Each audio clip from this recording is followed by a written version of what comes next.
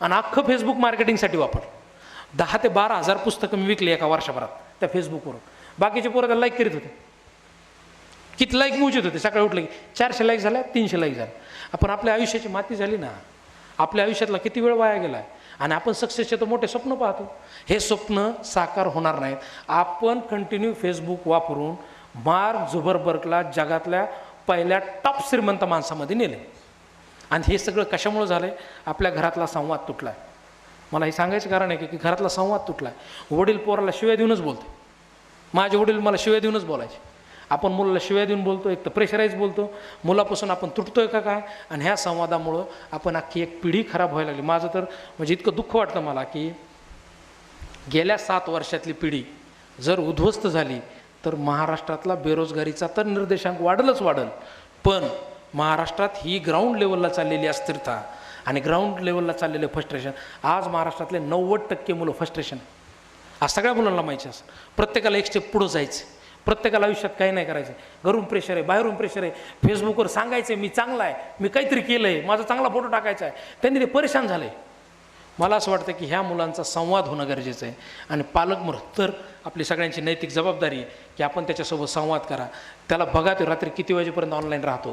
कारण की ह्या ऑनलाईनने सगळे टपरं वाजलं आहे आणि तो जागतिक लेवलचा विचार करायला लागला आहे. पण वैयक्तिक आयुष्यात मी काय करतो आहे हे ते करायला कुणीच तयार होईना. आणि ह्या सगळ्या आपल्या देशाला सगळ्यात मोठा धोका आहे. मी ज्यावेळेस उद्योग करायचं म्हणलो, माझ्या वडिलांनी मला खूप झापलं, मला 1 रुपया दिला नाही. पण आज माझे वडील वारले 2011ला. मला आज ते खूप आनंद होतो. मी तुम्हाला सांगतो, माझ्या वडिलांनी मी 2 लाख रुपये मागितले होते. वडिलांनी म्हणलं मला 2 लाख रुपये द्या. वडिलांनी मला तिकडून इतक्या घाण शिव्या दिल्या आपल्या बीड जिल्ह्यातल्या. आणि मला म्हणले ते तिकडंच मर. एक तर इंजिनिअरिंग केली 4-5 वर्ष. आता तू मार्ग सापडायला आपल्या लोकांनी कुठं बिझनेस करायचा असतो का? आपल्या लोकांना कुठं बिझनेस जमत असतो का? बिझनेस काही नाही. पण वडील पुण्याला मला भेटायला आले. शेवटी बापच ना. जगात मित्रांनो तुम्हाला सांगतो, सगळं काही मिळेल पण आईबाप नसले तर काहीच कशालाच किंमत नाही. सगळं शून्य, सगळं शून्य. तुम्ही कोट्याधीश व्हा, नाही तर तुम्ही खरबोपती व्हा, काही व्हा, आई वडील नसले तर ते सगळं शून्य आहे. जर तुम्ही तुमच्या आईवडिलांना उलटं बोलत असताल आता, कारण की हेच ते वय. मी सुद्धा माझ्या वडिलांना ह्याच वयात उलटं बोल. तुम्हाला काय कळते? जुन्या पिढीतले लोक आहेत तुम्ही.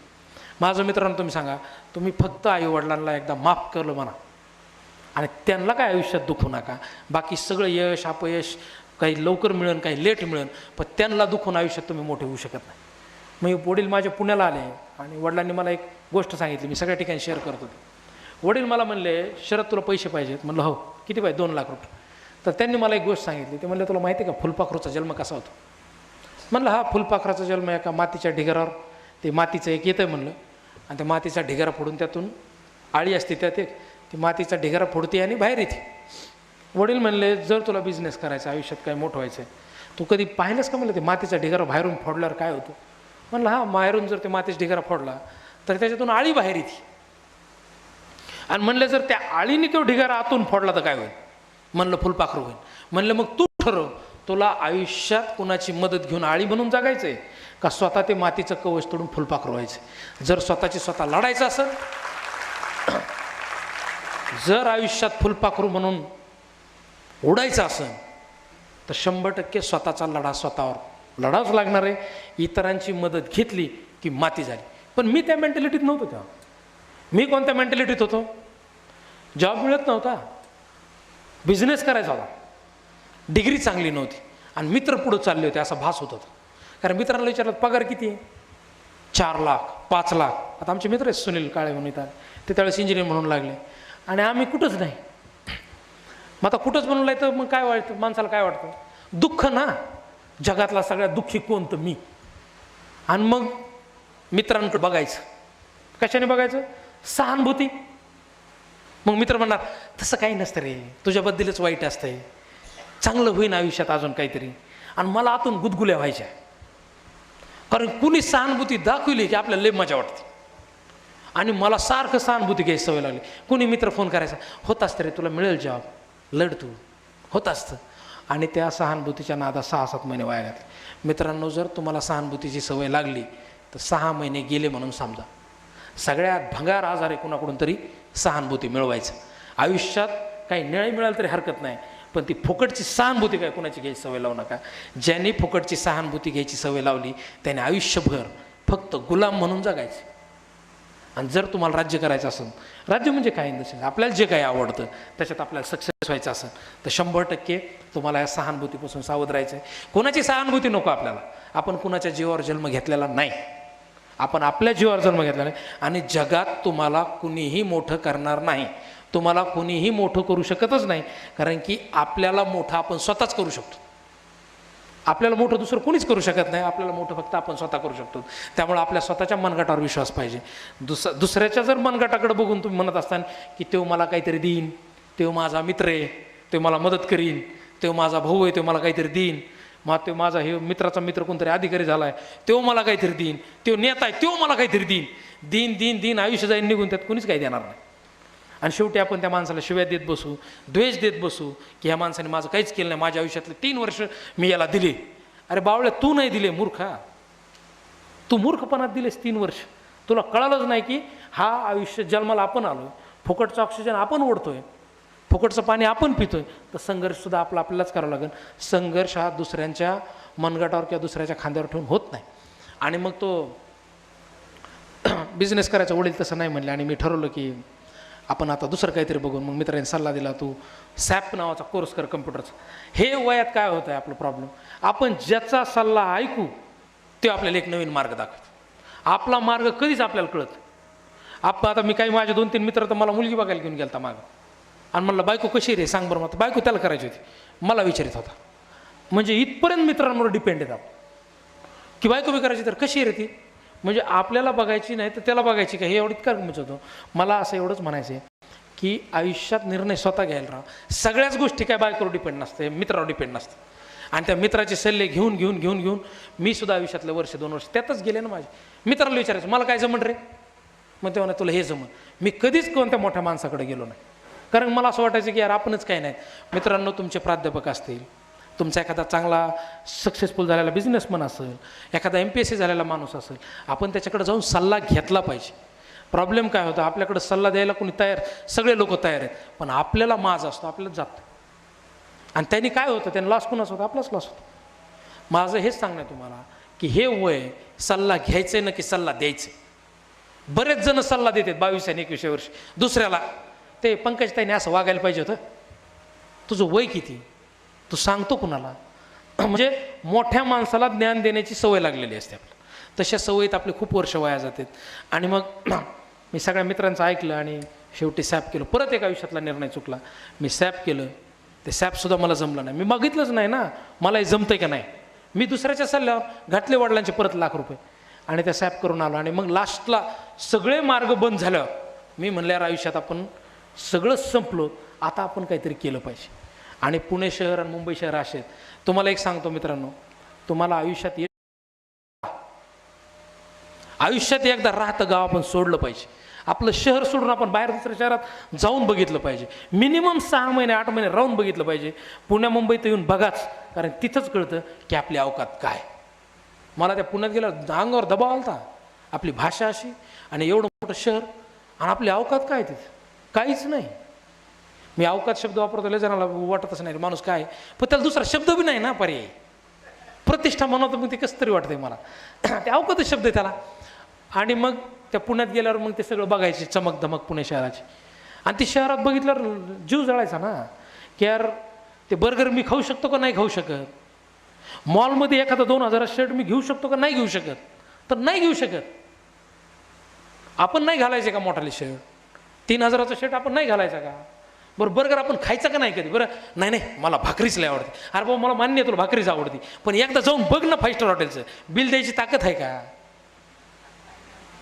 मी म्हणतो ना 5 स्टार हॉटेलमध्ये जाऊन तुला भाकरी खायची ना, 1,000 रुपयाची भाकरी खाऊन दाखव. मग प्रॉब्लेम काय होतं ते, आणि लोक म्हणतात ना पैशात काही ठेवलं नाही. माणूस चांगला असला पाहिजे, पैसे तर काय कोणी कमीच आहे, तसं नाही. हा बंडल लोक असतात ते सगळं पैशातच आहे. पैसे ठेवले ना, पैसे कमवल्यावर मग ते ज्ञान द्यायचं, पैशात काही नाही. पण नगाडमध्ये ते ज्ञान देण्यात काही मजा नाही. पैसे कमवून म्हणा ना पैशात काही नाही, पैसे नाही घ्यायचं म्हणायचं पैसा का नाही. दोस्ती दुनियातला राजा माणूस आपला मित्र आहे काय, त्याच्याकडे रुपये नाही याच्याकडे रुपये नाही. दोघं 2 व्हीलरवर चहा प्याले आणि म्हणायचं दोस्तीच्या दुनियातला राजा माणूस. राजा कुठं, याच्याकडे रुपये नाही खिशात, आणि आपल्या बीड जिल्ह्यात लई दोस्तीच्या दुनियातला राजा माणूस, दोघाकडं खायला पैसे नाहीत. माझं म्हणणं आहे की जे कोणी सांगतं ना की पैशात काही ठेवलं नाही, आध्यात्मिक सुख महत्वाचं आहे. ते आध्यात्मिक सुख कुठं असावं माहिती आहे का? बँगलोरच्या आश्रमात 1.5 लाख रुपये भरून तिथं ते आध्यात्मिक ज्ञान घेण्याची क्षमता आपल्यात पाहिजे. तर त्या आध्यात्मिक क्षमतेला अर्थ काय? रुपये नाही घ्यायच्यात आणि आध्यात्मिक क्षमता काय अर्थ नाही. आणि असं जर तुम्हाला कोणी सांगत असेल ते 100% चुकीचं आहे. पैशाला ही किंमत आहेच, पैसे हे पाहिजेतच. तुम्हाला कोणी म्हणान तुम्ही मटेरियलिस्टिक आहेत, तुम्ही भांडवलशाहीचे प्रणेते आहेत, तरी चालतंय. लोकांनी आपल्या शिव्या दिलेल्या चालत्यात. आपण मर्सिडीजमध्ये पाहिजे, काच लावून घेता येते. सायकलीवर शिव्या दिल्यावर लय वाईट आहे. मग शिव्या खाऊ ना, लयच पैशाचा माज आहे तुला, आपण मर्सिडीजमध्ये राहू. पण तसलं भंगार आयुष्य जगण्याचं स्वप्न जर कोणी दाखवित असेल तर ते 100% चुकीचं आहे. त्या रोडला जाऊ नका, तसल्या लोकांचं ऐकू नका. मी म्हणतो ना, 1 अब्ज रुपये कमवा, पैशात काही नाही असं वाटलं तर 1 अब्ज रुपये दान करा. त्यातले 2 लाख रुपये मीडियाला द्या आणि त्याची मोठी बातमी बनवा आणि फार मोठे दानशूर म्हणून पुढे या. पण पैसे कमवताना न कमवता काही गप्पा न मूर्खपणा. आणि मग मी पुण्यात हे सगळा विचार करायचा की आपल्याला लय पैसे कमवायचे.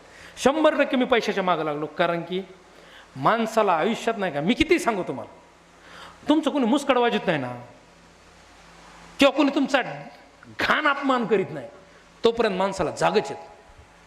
काय प्रॉब्लेम आहे काय माहिती आपल्या मानव जातीचा किंवा आपल्या मातीत दोष असेल की घाण अपमान केल्याशिवाय आपल्याला जाग येत नाही.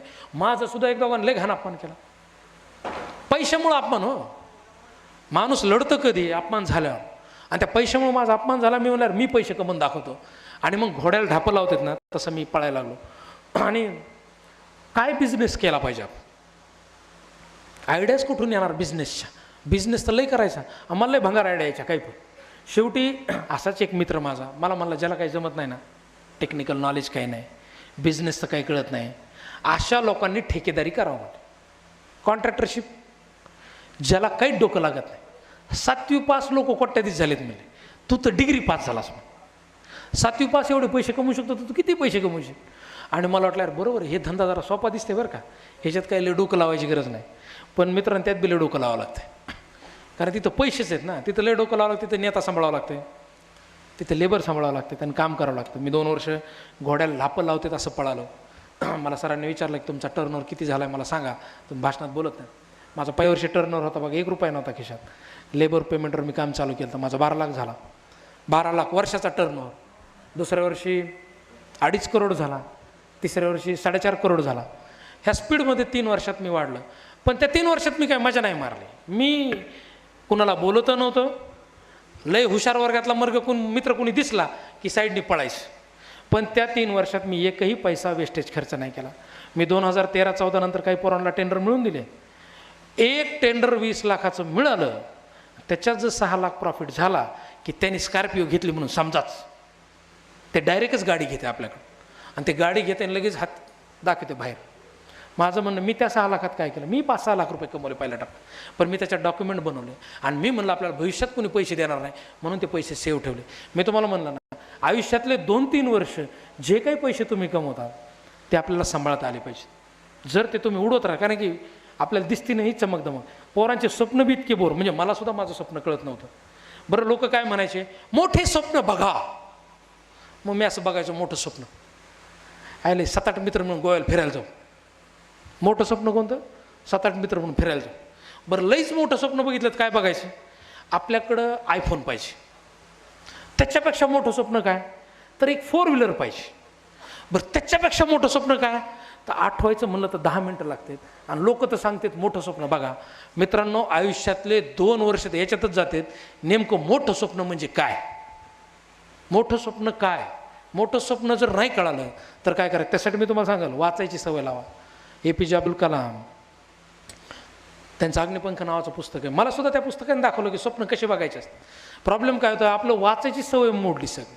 फेसबुकच एवढं दिलं आहे वाचायला, दुसरं काय वाचायला जागाच राहिली नाही. आणि 90% पोस्ट तर द्वेषाने भरलेले आहेत. आपलं डोकं त्यांनी पागल होतं आहे.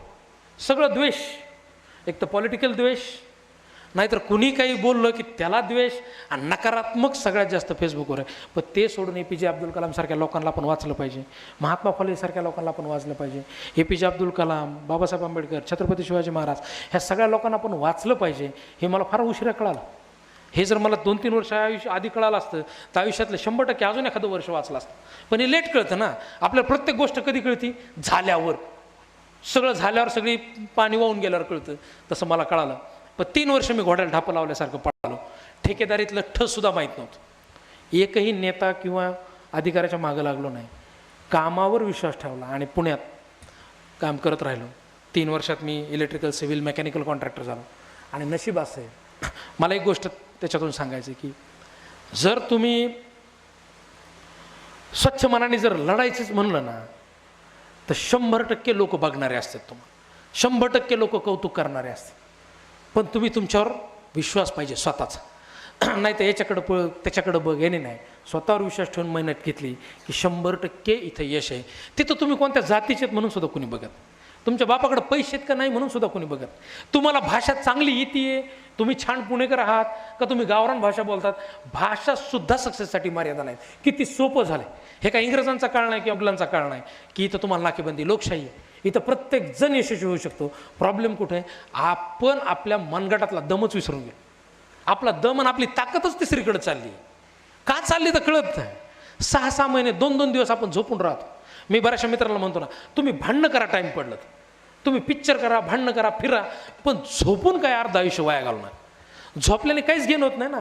भांडणात मिनिमम कळतं तरी की इथं भांडायचं नसते, हे कलम लागले तर किती त्रास होतोय. आपण काही ना काही बाहेर जाऊन शिकलं पाहिजे. पण जर घरात झोपून राहिलं तर काहीच मिळत नाही. मी 3 वर्ष एवढं केलं आणि मला असं वाटायचं कुणीच आपल्याकडे बघत नाही, आपलं शांत चाललंय. पण चांगलं काम केलं तर लोक बघते. माझी बँक ऑफ बडोदा आणि CII confederation of Indian industries आणि BYST भारतीय युवा शक्ती ट्रस्ट, ह्या 3 संस्थांनी माझे डॉक्युमेंट पाहिले बँक ऑफ बडोदात आणि मला म्हणले की तुमचं एका अवॉर्डसाठी नॉमिनेशन करायचं. म्हणलं कोणता अवॉर्ड?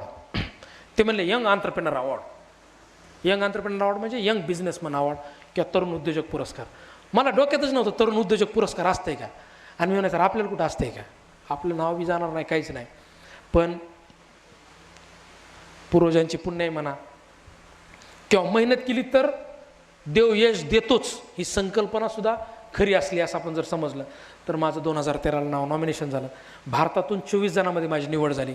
त्याच्यानंतर जगातल्या 126 देशांमधून जे बिझनेसमन ग्राउंड झिरोपासून आले आणि वयाच्या 35च्या आत ज्यांनी बिझनेस सेट केला आहे अशा लोकांचं नॉमिनेशन ती लंडनची संस्था आहे यंग आंत्रप्रिनर ऑर्गनायझेशन म्हणून, युथ आंत्रप्रिनरशिप ऑर्गनायझेशन म्हणून, त्याचे अध्यक्ष आहेत प्रिन्स चार्ल्स. त्यांच्या थ्रू निवड झाली. माझ्या डोक्यात आल्यावर आपल्याला इंग्लिश येत नाही, आपल्याला जास्त नीट बोलता येत नाही, त्या आवडलं तर आपलं नॉमिनेशनच होणार नाही. पण लंडनला माझं नाव नॉमिनेट झालं आणि जगातल्या 126 देशांमधून मला म्हणले की तुम्ही तुमचं नाव याच्यात सिलेक्ट झाले लास्ट 3 लोकांमध्ये. लंडनला जायचं आहे म्हणलं तर की आपल्याला इंग्लिश येत नाही. लंडनला अवॉर्डसाठी नॉमिनेशन झालं. पहिला डोक्यात काय प्रश्न आला, आपल्याला इंग्लिश येत नाही. आणि मग इंग्लिश येत नाही म्हणलं आपण कुठं जातो, इंग्लिश स्पीकिंग कोर्स. ऐकलेत का नाव? इंग्लिश स्पीकिंग कोर्स नाही तर पर्सनॅलिटी डेव्हलपमेंट कोर्स. आयुष्यात असले 2 हे भंगार कोर्सेस लावू नका कधी. मी इंग्लिश स्पीकिंग कोर्स लावला, माझे अजून इंग्लिश नीट नाही आणि हे सगळं त्या इंग्लिश स्पीकिंग कोर्समुळे झालं. आणि पर्सनॅलिटी डेव्हलपमेंट कोर्स ऐकले का तुम्ही? पर्सनॅलिटी डेव्हलपमेंट, जगात तुमचा कोणताही माणूस पर्सनॅलिटी डेव्हलप करू शकत नाही. तुम्ही घेतलेली मेहनतच तुमची पर्सनॅलिटी डेव्हलप करते, दुसरं कोणीच करू शकत नाही. त्यामुळं असल्या भंगार कोर्सेसच्या नादी लागून परत सहानुभूती मिळू नका. ती वय घेऊन जायचं. मी त्या कोर्सला गेलतो सर, त्या कोर्सला टेन्स शिवाय काही शिकविणार. जे आमचा मास्टर होता का त्याला सुद्धा इंग्लिश नीट बोलता येणार आणि तो मला इंग्लिश शिकवणार होता. त्याचीच पर्सनॅलिटी इतकी भंगार होती, त्याची माझी काय पर्सनॅलिटी डेव्हलप करणार. मला एक मित्रांनो सांगायचं, अशा कोर्सेसमध्ये पैसे वाया घालू नका. पहिले सक्सेससाठी जे काय आपलं डिग्रीतलं नॉलेज आहे ते पक्क घ्या. आयुष्यात पुढं जात असताना, खाचखळगे खात असताना आणि आपण सक्सेसच्या रोडला जात असताना ॲटोमॅटिक पर्सनॅलिटी डेव्हलपमेंट होती. मला असं दडपण आलं तर लंडनला जाताना की मला इंग्लिश येत नाही, मी तिथं सर्व कसं होईन. मला तिथं गेल्यावर मी 10 दिवस लंडनमध्ये होतो. म्हणजे BBC वर्ल्डच्या हेड संपादकासोबत मी दिवसभर होतो, ॲक्सेंचर कंपनीच्या CEO सोबत दिवसभर होतो. पण मला तिथे एक गोष्ट गेल्यावर कळाली की भाषेला ट्रान्सलेटर मिळतो, कर्तृत्वाला ट्रान्सलेटर मिळत नाही. आणि ज्या गोष्टीला ट्रान्सलेटर मिळतोय त्या गोष्टीचं लय बाऊ करून घ्यायची गरज नाही. असं समजू नका की माझी इंग्लिश कच्ची आहे, मला धिस अँड दॅट मधला फरक कळत नाही, मला अजून कळत नाही आणि मी सगळीकडे जातो बिनधास्त. मला त्यांनी 10 दिवस ट्रान्सलेटर दिलं होतं तिथे आणि त्या ट्रान्सलेटर माझं सगळं सांगायचं. मी निवांत होतो, मी एखादा शब्द म्हणायचं थँक्यू. थँक्यू म्हणलं तरी ते खुश व्हायचे. का खुश व्हायचे? कारण की इंग्लंडमधल्या लोकांना तिथले जर्मन आणि फ्रेंच दुसऱ्या भाषेतच बोलत नाहीत. ते जर्मन लोक त्यांची भाषा सोडायला तयार नाहीत, फ्रेंच लोक त्यांची भाषा तोडायला तयार नाहीत. आपण तोडकी मोडकी इंग्लिश बोलले की अरे वा तुला जमती. त्या लोकांनी इंग्लिश भाषेला फक्त भाषा म्हणून गृहीत धरलंय. आपण इंग्लिशला नॉलेज म्हणून गृहीत धरलंय. काय म्हणून गृहीत धरलंय? नॉलेज. मी जर आता 2 मिनटं बोललो ना पीपल परळी, तुम्ही म्हणता नाही माणूस किती ब्रिलियंट आहे. 3 शब्द जर इंग्लिश वापरले तर तुम्हाला ब्रिलियंट समजतात. आपली किती शोकांतिक आहे. मला हेच सांगायचं तुम्हाला जो मित्रांनो की भाषेचं न्यूनगंड बाळगून, भाषा येत नाही म्हणून पुण्या मुंबईसारख्या शहरात किंवा कुणाला जाऊन भांडण्यात तुम्ही कच खाऊ नका. भाषा महत्त्वाची नाहीच. हां, तुमचं नॉलेज महत्त्वाचं आहे. मग नॉलेज वाढवण्यासाठी तुम्हाला वाचन 100% करावंच लागेल. त्याला दुसरा कोणताही शॉर्टकट नाही. तुम्हाला चांगले मित्र जोडावंच लागतील, तुम्हाला चांगल्या लोकांना भेटावंच लागेल आणि तुम्हाला शहरं सोडावंच लागणार आहे. तुम्ही एका शहरात राहून सक्सेस होऊच शकत नाही. कुणीच उदाहरण नाही तसं. हां, तुमच्या वडिलांकडे लय प्रॉपर्टी आहे बाबा आणि ते मला ये दुकानावर येऊन बस, ते लोक सर्वाईव्ह करू शकतात. पण जे लोक मध्यमवर्गीय गरीब आहेत, म्हणजे शेतकरी कुटुंबातले आहेत, आपल्याला ते शहरं एकदा सोडायचे म्हणजे सोडून तिकडंच पळायचं नाही, आपल्याला वापस बी यायची. आपल्या गावातल्या लोकांचंही बघायचं. मी लंडनमध्ये 10 दिवस होतो. त्या लंडनमध्ये गेल्यावर माझे सगळे, त्याच्या आधी माझं स्वप्न काय असते, एक उद्योजक म्हणून. मी कॉन्ट्रॅक्टर होतो आणि मी त्यावेळेस काय करत होतो तुम्हाला नॉर्मली सांगतो की मला अवॉर्ड का मिळाला, आम्हाला तिथं नाव नॉमिनेट काय झालं, मी कन्फ्यूज ना. हाय म्हणलं आपलं जमाना बी काय, आपल्याला बिझनेस तर केला, डॉक्युमेंटली तर सगळं केलं. हां, मी टॅक्सेशन क्लिअर ठेवले होते.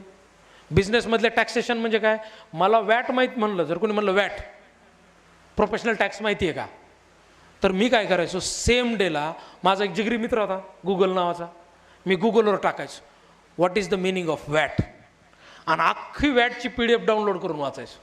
कोणी म्हणलं प्रोफेशनल टॅक्स, मग what is a professional tax, तर मी अख्खी प्रोफेशनल टॅक्सची PDF वाचायचो. नसली समजा तर रिपीट वाचायचो. त्यातला अर्थ समजत नसेल त्यातला जो जाणकार त्याला जाऊन भेटायचो, याला काय म्हणतात मग. आणि नॉर्मल आपल्याला तुम्हाला सांगतो, आपण बँकेत जातो, आपल्याला बँक, आता बरेच जण उद्योजक मला म्हणतात ना बँका इतक्या घाण झाल्यात ना, बँका लोनच देत नाही. बँका लोन देतात का नवीन उद्योजकांना, तर नाही. अरे दादा, तू मॅनेजरचं तोंडच लोनच्या वेळेस पाहतोस, तुला कसा लोन देईन. आपण तरी कुणाला 5,000 रुपये उसने देऊ का. आता मी इथून सगळ्याला म्हणून पण मुंडेजी एक 50,000 रुपये द्या बरं उसने. मुंडे साहेब म्हणते थोडं थांबा, 8 दिवस तर थांबा म्हणता. बँक तुम्हाला कशी पहिल्याच दिवशी देईन. मग इथं आपण आपल्या ओळखीतल्या माणसाला 50,000 लगेच द्यायला तयार नाही. बँक बी बघन ना तू माणूस कोण आहेस, तुझे 50,000 रुपये नेले तेव्हा तू ते बुडूशीन का नाही. प्रॉब्लेम काय होतो, बँकेतून लोन पाहिजे, आपल्याला अकाउंट नीट माहीत नाही, आपल्या सेव्हिंग अकाउंटच्या वर अकाउंट माहीत नाही, लईच माहिती तर करंट अकाउंट. मित्रांनो, हेच वय आयुष्यात बिझनेस करायचा असो किंवा नसो, पण आयुष्यात मिनिमम आपल्याला हे तर नॉलेज पाहिजे.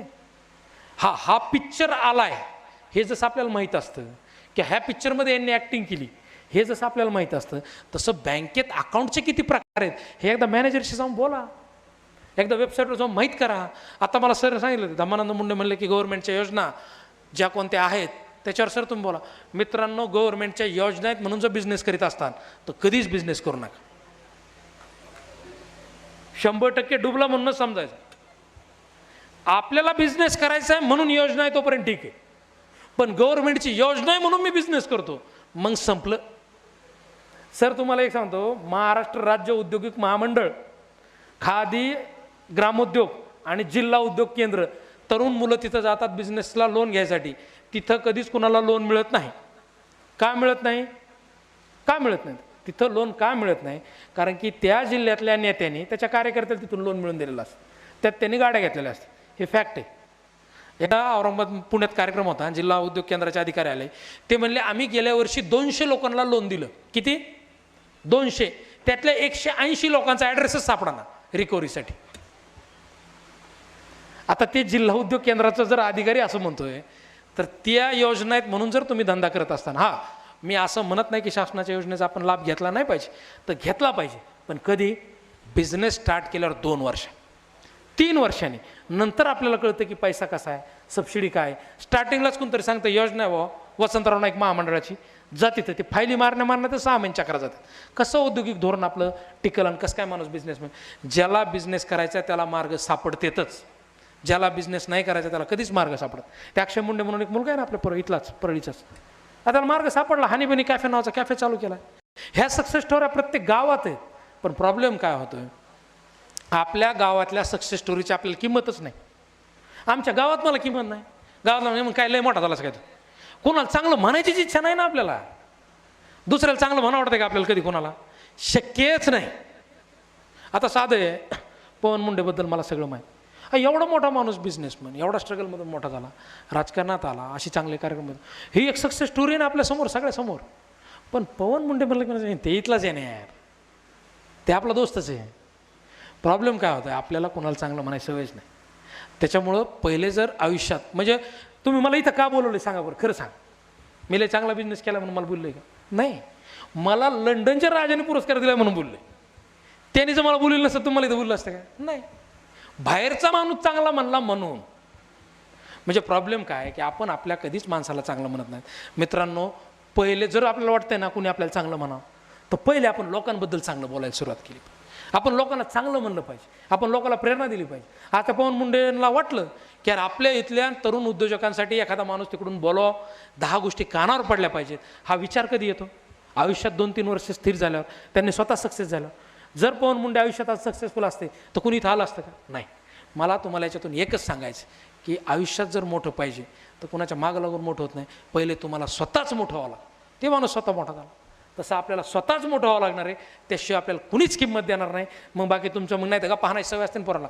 माझे काका तिथं अधिकारी आहेत, माझ्या मामाचा 25 एकर बाग आहे ती. मग अरे कुणी काही देत नाही, रुपया देत नाही. फोन करून बघा. मित्र पैसे देत नाहीत अडचणी, तर नातेवाईक लय लांब. त्या नातेवाईकांच्या गप्पाच हाणायचं बंद करा. काय उपयोग होत नाही कुणी नाते. हा तुम्ही मोठे व्हा, 100 नातेवाईक रेडी होणार. तुम्ही भंगार राहा, ते नाही आमच्यातलं नाही, त्याचं खुट आमचं वेगळे खुट. हे फॅक्ट आहे, हे समाज आहे. आणि हे जर समाज आहे तर समाजाला वाईट ठेवून बी रागावून पण उपयोग नाही. मी 10 दिवस लंडनमध्ये होतो. मी इतकं फिरलो मजेशीर. मी मराठीत बोलत होतो, पण मला लंडनमध्ये केल्यावर एक कळालं की ह्या लोकांनी जगावर राज्य का केलं, कसं केलं, मला तिथं जाऊन गेल्यावर कळालं. मला लंडनमध्ये 10 दिवस मी फिरलो. मला एकही माणूस म्हणजे तिथं थुकताना तर दिसलाच नाही. तंबाखू आयटमच आपल्याकडे फक्त, तिकडे काही आयटम नाही तसा. आणि सिगरेटचे थोटकंसुद्धा लोक त्या डस्टबिनमध्ये टाकत होते. लोक त्या डाव्या साईडने चाला म्हणलं की डाव्या साईडने चालायचे सगळे लोक, नाही तर 50 पाऊंड तिथं दंड होता. मी म्हणलं यार सगळ्या जगावर राज्य केलं आहे पब्लिकनी, आणि हेच पारतंत्र्यात येतं. आज नियम म्हणल्यावर पारतंत्र्य, सगळे नियम पाळायचे म्हणल्यावर. आता समज जर इथं मी गुटखा खाऊन तुकलो आणि मला पण मुंडे म्हणले का रे, म्हणा का तुमच्या बापाचं आहे का दादा, म्हणणार ना. माझ्यात ते माज आला आहे. कशामुळे आला आहे हा माज? अति स्वातंत्र्य. आपल्याला कुणीच काही म्हणू शकत नाही. आपण कुठेही फिरू शकतो, आपण कुणालाही शिव्या देऊ शकतो, आपण कुठेही बसू शकतो. कोणी म्हणलं काय रे चल निघ. मग हे ॲरोगंट आल्यावर कुठून आपल्यात, तर हा अति स्वातंत्र्यामुळे आला आहे. आणि इंग्रजांमध्ये तो ॲरोगंट नाही, त्यांनी प्रत्येक गोष्ट नियमात केली. मी म्हणतो आपण 100% त्या रेंजला आज नाही जाऊ शकत, पण आपण त्यांच्याकडून बघून काही शिकलं पाहिजे. आणि शेवटच्या दिवशी अवॉर्डच्या दिवशी मिळाला, त्या दिवशी बकिंगहॅम पॅलेसमध्ये गेलो. बकिंगहॅम पॅलेसमध्ये गेलो, ते प्रिन्स चार्ल्स चलत आला तिकडून. म्हणला असं वाकलं ते माझ्यासमोर, मी भाषणात सांगत असतो वाकला, असं वाकला आणि मला म्हणला हे शरद हाऊ आर यू. मी म्हणलं दादा येडं आहेस का, एवढा मोठा राजा तू, मला पहिले हात पुढं करतो तू. तुझ्या हातात हात घेतलं, मी जर वाडीकडे गेलो तर मी कधीच पुढं करणार नाही पहिल्यांदा. आम्ही रोडला लोकांना बोलणार नाही, मी बकिंगहॅम पॅलेसमधून आलोय म्हणल्यावर. आणि तू राजा असून पुढं करतो आणि स्वतःहून बोलतोस. मी तर माझ्या जिंदगीत कुणाला स्वतःहून बोललो नाही, इतकी टेक आहे आपल्यात. आणि तू कसं काय बोलला मला. आणि कोण, एक शरद तांदळे वंजारवाडीचं पोरग नवीन चिल्लर छोटा बिझनेस एकदम. आणि अशा माणसाला तू तिथं कौतुक करतोय. आणि हे शरद हवा म्हणतो, अरे म्हणलं इंग्रज किती नम्र आहेत. म्हणजे नम्रता दाखवून दाखवूनच त्यांनी असं जगावर राज्य केलं. आणि त्यांनी आपल्याला कल्चर दाखवलं की नम्रतेने काय होतं. आपल्यात जे आलं ते अति अहंकाराने आलं आहे, अति ॲरोगन्सने आलं आहे. मित्रांनो, मी तुम्हाला सांगतो, बिझनेसमध्ये यश मिळवायचं पहिले तुम्हाला नम्र लावावं लागेल. तुम्हाला आयुष्यात, मी म्हणतो ना, बिझनेसच करा असं नाही. जरी विषय मी उद्योजक होणार आहे, मी तर म्हणतो सगळ्यांनीच बिझनेस करा, कारण बिझनेसमॅनची लय गरज आहे. आता मला बरेच जण म्हणते, मग कोणता बिझनेस चांगला आहे? जेवढे दुकानं चालू दिसतात ना, ते सगळे धंदे चांगले आहेत. चपलीचं दुकान चालू आहे ना, लोक चपला घालतातच ना, मग चपलाच्या बी दुकानात धंदा चालू. कटिंगचं दुकान चालतंय ना, कटिंगचा धंदा बी चांगला. पण त्याच्यात तुम्ही काय नवीन आयडियाज आणतात, तुम्ही कशी लोकांना सेवा देतात, अशा पद्धतीने ठरतो. त्यामुळे जगात, भारतात असं नाही की हा बिझनेस खराब आणि तो बिझनेस खराब. प्रत्येक बिझनेस चांगला आहे, फक्त ते कशावर आहे, ते आपल्या करणार. मला बरेच जण आयडिया विचारतात, सर मी काय बिझनेस करू? तुलाच कर ना. आणि जर मी तुला आयडिया सांगतोय, ती आयडिया मला माहिती, ती बिझनेस मीच करीन ना परत, तुला कशाला सांगेन? तर बिझनेस आयडिया काय दुसरं कोणी देऊ शकत नाही. तुम्ही थोडा अभ्यास केला, वाचलं, तर तुम्हाला 100% बिझनेस आयडिया सापडेल. सगळ्यांनी बिझनेस केला पाहिजे. शेवटच्या दिवशी त्या प्रिन्स चार्ल्सला मी भेटलो. मला त्या दिवशी कळालं की नम्रता म्हणजे काय असते. लोक जगाकडे काय म्हणून बघतात, काय म्हणून ते आपल्याकडे बघतात, ते काय म्हणून बघतात माहिती आहे का? नॉर्मली त्या कार्यक्रमानंतर मी बाहेर बऱ्याच लोकांना भेटलो, ते आपल्याला फक्त कस्टमर समजतात. कस्टमर. जगातले लोक काय समजतात आपल्याला? We are just only customers. आपण काहीही नवीन इनोव्हेट करत नाहीत. कस्टमर म्हणजे कसं, त्यांनी तिकडे आयफोन काढला, आपण इथं कस्टमर आहेत, आपण विकत घेतलं. फेसबुक अमेरिकेत लागलं, आपण इथं त्याचे युजर झालो. त्यांनी तिकडं गाड्या बनविल्या, आपण इथं विकल्या, घेतल्या. त्यांनी तिकडं फेअर अँड लव्हली बनली, आपण इकडं वापरली. सकाळी कोलगेट, पेप्सोडेंट पासून तर बघणारी टी व्ही, बहुतेक माईक बी तिकडचाच. CCTV, प्रत्येक गोष्ट कोणी बनवली? तिकडच्या लोकांची आहे. आणि आपण फक्त कस्टमर आहेत. आणि कस्टमर असून सुद्धा आपल्याला किती मोठा ॲरोगन्सपणा आहे. आपण काहीच निर्माण नाही करू शकत. तुम्हाला एक मित्रांनो गोष्ट सांगू का? जगाचं सगळ्यात मोठं काय आहे ना, तर तुमच्यात निर्माण करण्याची असलेली क्षमता. तुम्ही काहीतरी निर्माण करा. तुम्ही विचार करा, आपण लहानपणी काय करायचो? होड्या बनवायचो, छोट्यान पाण्यात सोडायचं, आपल्याला आनंद होतो. आपण काहीतरी बनवलं पाहिजे. ज्या दिवशी आपण काहीतरी बनवायचं बंद, बऱ्याच जणांना जे नैराश्य आले ना पोरांना, ते नैराश्यच त्याचं आलंय की तो काहीच बनविना. मला एक म्हणायचं आहे की तुम्ही काही ना काही बनवा, वस्तू बनवा, शेतात काम करा. कारण की आपल्याकडं निर्मितीचं जर मूल्य आपल्याला कळालं नाही, नवीन निर्माण आपण काही, तुम्हाला सांगतो ना, मी निर्माणाच्या लय मागं असतो. मला हे रहस्य कळालं की यार तुम्ही काही ना काही कायम डोक्यात करून पाहिजे, नाहीतर तुम्ही मेलात. नवीन काहीतरी करत राहायला पाहिजे, नवीन प्रत्येक गोष्ट ट्राय करायला पाहिजे. मी साहित्यिक नाही, मला लंडनला ते शेवटच्या दिवशी अवॉर्ड मिळाला यंग एंटरप्रेन्योर, सगळ्या जगात फोटो आले, पण मी भारावून गेलो नाही. मी विमानात बसलो आणि त्यावेळेस विमानात माझ्या डोक्यात आलं, अरे यार म्हणलं, ते रावण, भारतात तर पहिलं विमान रावणाने उडवलं आणि वाचायची सवय होती. म्हणलं रावणार आपण वाचलं पाहिजे. मी वापस आलो आणि रावणार पुस्तक सापडायला लागलो. मला पुस्तक सापडलं नाही. माझ्या डोक्यात काय आलं की आपण पुस्तक लिहू रावणार, आणि मी मागं लागलो. मी साहित्यिक नाही, पण मी ते 450 पानाचं पुस्तक लिहिलं. लोक म्हणले आज कोणी पुस्तक घेत नाही, सगळे लोक फेसबुकवर आहेत. मी 10,000च्या वर पुस्तकं विकून दाखवले एका वर्षात. मला लोक म्हणले प्रकाशनाला लोक येत नाहीत, पुस्तकाच्या प्रकाशनाला लोक येत नाहीत. आता यातले बरेचसे जण कार्यक्रमाला होते, 2,500 लोक कार्यक्रमाला होते. मला म्हणलं मोठा माणूस जर तुझ्या मागं कोणी ब्रँड नसेल ना, तर मोठा माणूस येत नाही. तर नागराज मंजुळे कार्यक्रमाला. म्हणजे मला एक कळतंय की आयुष्यात तुम्ही काहीही ध्येय पकडा. आणि मला माहिती आहे मी तुमच्याच वयाच होतो, मी काय रॉकेट सायन्स नाही आहे किंवा मी कुठून ढगातून आलेलं आहे. माझं गाव वंजारवाडीजवळ. प्रत्येकाच्या मनात एक ध्येय असतं, प्रत्येकाला आयुष्यात मोठं व्हायचं असतं, पण त्याला ते सूर सापडत, आणि ते सूर सापडायसाठी वाचायचं. प्रॉब्लेम काय होतो, आता इथं मुली बसल्यात, काय मुली उद्योजकता होऊ शकतात का? मुली बिझनेसमध्ये जाऊ शकतात? तर गेल्यात कित्येक तरी पुण्यात. कित्येक मुलींनी स्वतःचे बिझनेस स्टार्ट केले. आणि प्रॉब्लेम कसा होतो मुलींचा, आपल्या मनावर बिंबलेलं आहे ना. काय बिंबलेलं आहे? गोरी गोरी पान, फुलासारखी छान, दादा मला एक वहिनी आण. म्हणजे ह्या पुरीला दादासाठी बायको सुद्धा कशी पाहिजे? गोरी गोरी पान, फुलासारखी छान. ते असं कधी म्हणू शकतो का की सावित्रीबाई फुले सारखी येऊ दे बाबा, हां बहीण दादा तुला बायको सावित्रीबाई फुले अहिल्याबाई होळकरसारखी जरी आली तरी चालेल? नाही. म्हणजे आपल्या मनात बसवलं आहे प्रत्येक मुलंसुद्धा आपल्यालासुद्धा बायका कशा सुंदर पाहिजे. हां ती कर्तृत्व नसली तर आपल्याला चालत नाही. मला एक म्हणायचं आहे की जर महिलांनी जास्त बिझनेसमध्ये आलं पाहिजे, खरंच आलं पाहिजे. महिला सगळ्यात जास्त चांगला बिझनेस करू शकतात. कारण मी पाहिले लेडीज नॉर्मली कोणाचे 10 रुपये बुडवीत नाहीत आणि आपल्याकडे दुसऱ्याकडून घेतलेले 100 रुपयेसुद्धा लक्षात नसतात. त्यामुळे त्या व्यवहार चांगला करू शकतात. जगात कुणीही मोठं होऊ शकतो, फक्त स्वप्न मोठी बघायची असतात. आणि मी काय सक्सेसफुल आहे असं मी मानतच नाही, कारण की जर्नी आहे. आपल्याला पुढं जात राहायचं आहे. आयुष्यात संकट येणार आहेत, आयुष्यात डिप्रेशन येणार आहे, आयुष्यात लोक नालायक म्हणणार आहेत, काही म्हणणार, चालत राहायचं आहे. आपल्याला मोठं व्हायचं आहे. आपण आपल्या आईवडिलांच्या पोटी जन्माला जे आपण जन्म घेतला आहे आपल्याला त्यांना दाखवायचं आहे किंवा मी मोठा होऊ शकतो, मी जगात नाव करू शकतो, भले क्षेत्र कोणतं असेल मी मोठा होऊ शकतो. मित्रांनो, मी तुम्हाला सगळ्यांना एकच सांगतो, मी प्रत्येक ठिकाणाहून मला काय घेता येतं पाहतो. मी आज अंबाजोगाईतून इकडे आलो, मला सुद्धा एक स्वप्न दिसलंय नवीन, मला नवीन एक काम दिसले हातात.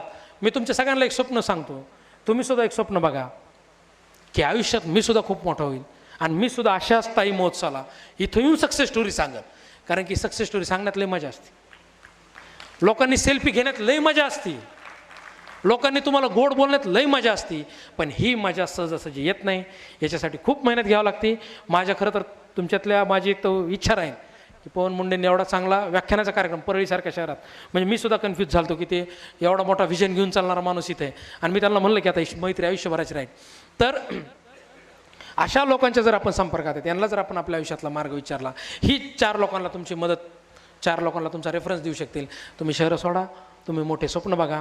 आणि माझ्या तुमच्या सगळ्यांना एक शुभेच्छा आहे की एक दिवशी स्वतःची सक्सेस स्टोरी लोकांना सांगण्यासाठी स्टेजवर येण्याचं स्वप्न बघा.